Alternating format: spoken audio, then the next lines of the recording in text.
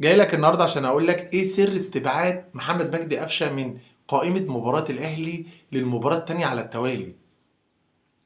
قفشه بعد مباراه مازيمبي وان هو ما شاركش، على فكره في مباراه مازيمبي ناس كتير قوي ما شاركتش وناس كتير اتبدلت وابدت غضبها، ولكن قفشه الوحيد اللي راح سال الكابتن سامي قمصان: انا ليه ما شاركتش يا كابتن وليه ما بشاركش؟ قال له والله دي رؤيه فنيه للمدير الفني لمارسيل كولر.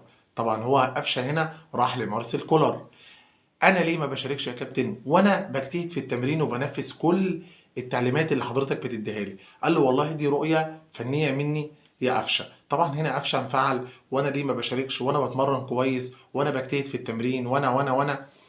هنا مارسيل كولر قال له دي رؤيه فنيه وقرر ان هو يستبعده من الماتشات اللي جايه. كلنا عارفين ان قفشه لاعب خلوق ومحترم وان شاء الله يرجع تاني ويشارك بصفه اساسيه.